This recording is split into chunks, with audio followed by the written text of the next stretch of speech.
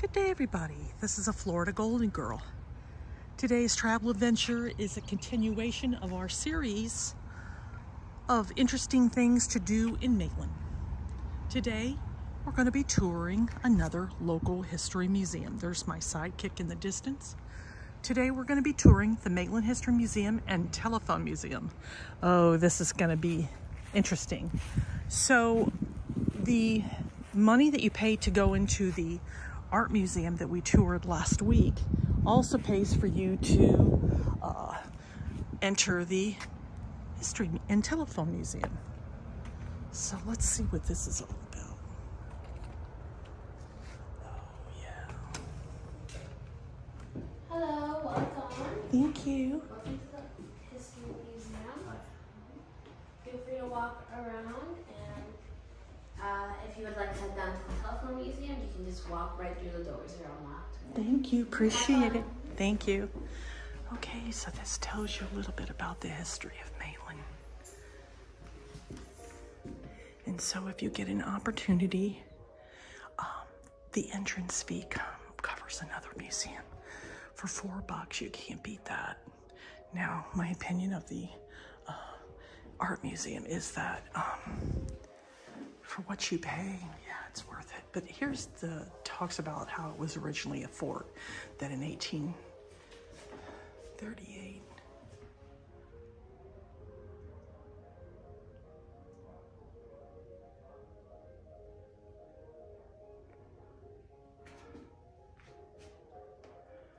and then we've toured many cemeteries, and we found a few veterans from the Seminole Wars.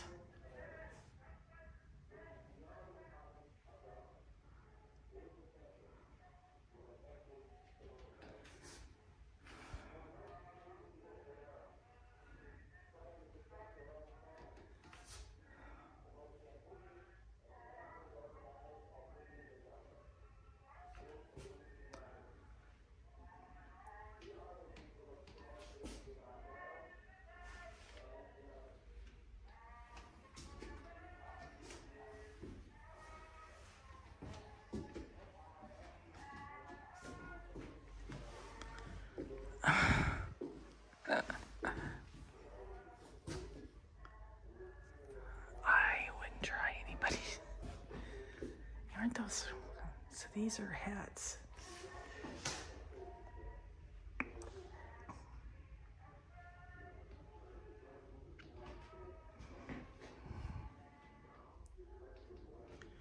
Now, Grace Kelly had a hat kind of like that.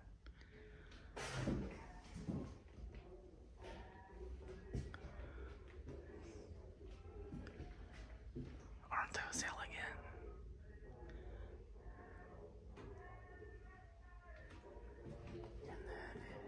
And then these were nurse uniforms in World War II.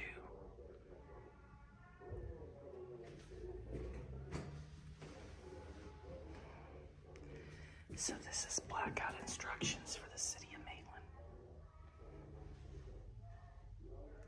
1941, there will be a practice blackout for 15 minutes beginning at 10:30 on December the 6th, 1941. All lights should be extinguished or carefully shielded from public view. Motor vehicle traffic should be suspended.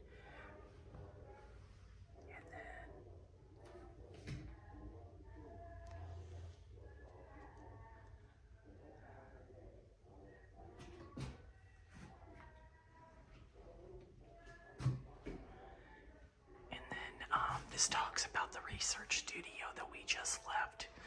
Andre Smith, who created the building next door. And the site was funded by his friend, Mary Louise Curtis Bach. Like you would have made a donation anyways. Alright, well, if you enjoyed this, if you'd like to go to the telephone museum, you can just walk right through the doors. Thank you. Have fun.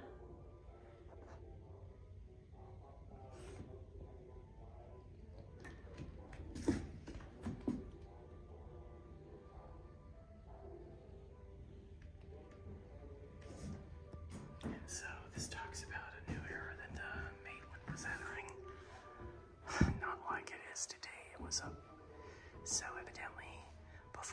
crash, it had a period of economic prosperity. And then people were able to afford cars. But that all ended when the crash of 1929 occurred. And then from there, things just went downhill, and it would be a long time before we ever recovered. Okay, so I actually have that phone, and I actually got it to work.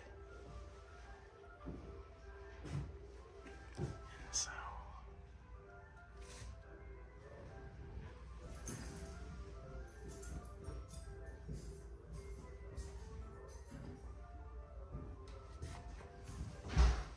I just showed he was the one that developed the first telephone system in Winter Park.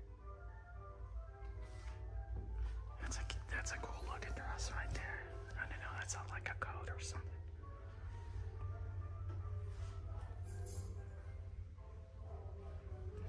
And then this is just a small cabinet that shows the popularity of feathered hats. Now, I've been to the Audubon Society down in Key West, but it just said there was no laws for the protection of birds. But once the Audubon Society was created, then they became an advocate for the protection of birds because feathered hats was all the rage in the 20s.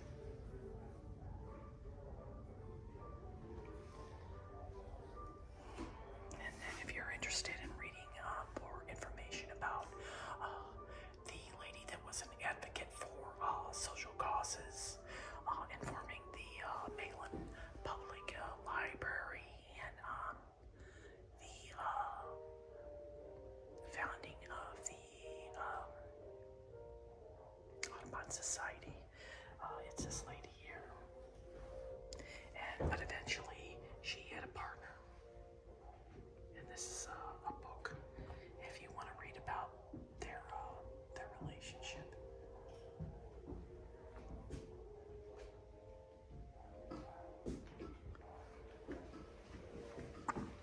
So now we're going into another room. And so this is my favorite period, is the Gilded Age. I absolutely love this time period. This is probably the one area that I would love to know more about. And so, you know, the Gilded Age started out in New York City. You had the Vanderbilts, you had the Astors, you had others that, you know, they went out west, made their fortune, came out east, and then the wives just sort of took over from there. And so we were in a phase in the latter part of the 19th century, you know, when, you know, we were rapidly growing, you know, through economic growth, industrialization, and advances in machine technology. And so it's the people that founded those factories, railroads, and steel mills, and went out and panned for gold, came back and made their money. And so this gentleman was one of them, and his name was George Packwood. And so we went on a walk on Lake Sabella. So that was all part of his residence. And this just tells a little bit more about the history. And so these are some of her costumes. So look at these shoes. Now, she had a small foot, but can you just imagine having to wear that every day? Yeah. And then that's a jacket she wore. That thing looks real heavy. And then that's a light, that looks like a raw silk gown, but that's pretty. And then you had her fan collection there. And then, this is just some of the items that, you know, they had back then, calling cards.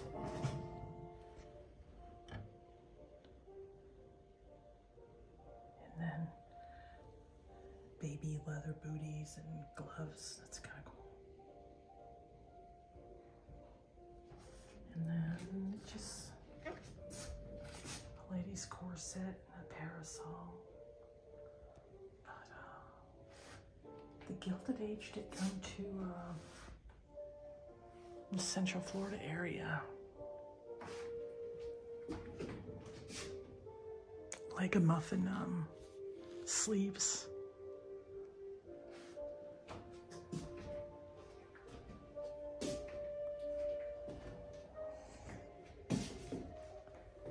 But so this is the museum in a nutshell.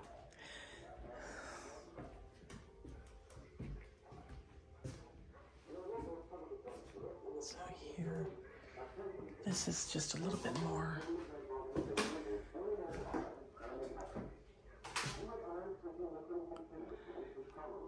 So that is a typical 50s dress.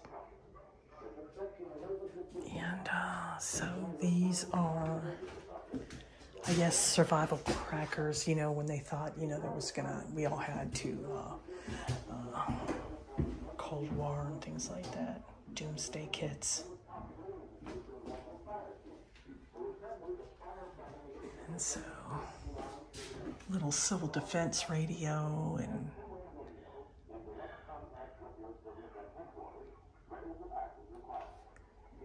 then that's a Geiger counter right there. And that's a little first aid kit. Canned drinking water. Canned food.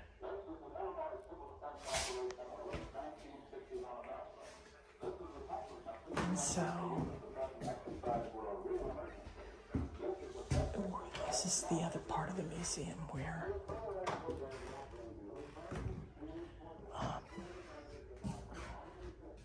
this is how it continues to grow, where you had a Kirby vacuum cleaner. Look at that. How many of you owned or still own a Kirby? I own a Kirby. I bought a Kirby in 2001, and that thing was $1,500. I still have that Kirby today. And the design is not much different from today, but I'll tell you what, if you plug that thing in, it probably will work. And so that's a 1920s electric turnover toast. I had one like that, and it worked.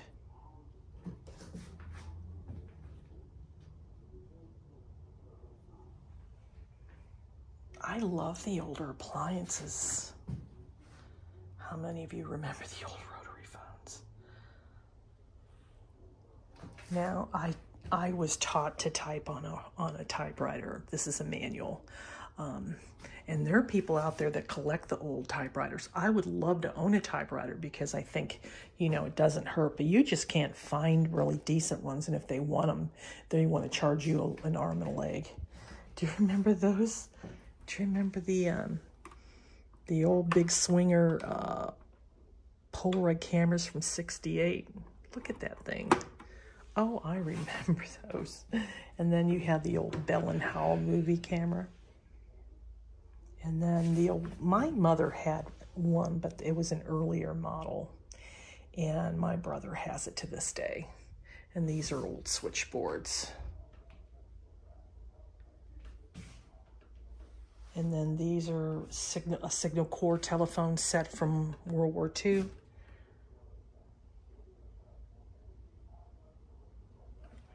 And then this is a dumb terminal. I've worked on those before.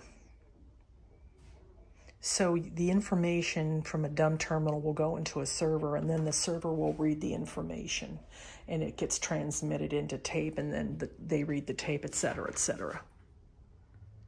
I remember paper dolls. I loved paper dolls. That is pretty cool. And then these are those old Viewmasters. And I have a hand mixer. Now, this electric waffle maker, back in the early 20s, they had pancake and waffle parties. The lady of the house would invite people in, and they'd all sit at the table, and they would make waffles. Okay, so this is the history portion of the museum, and I hope, how many of you dress like that? Oh, so we toured the Tupperware Museum, remember that? And remember the old mixers. Well, folks, I want to thank you for taking the time to go on this tour with me today. And I appreciate all of you that stopped by to view this video. Thanks for watching, and so long.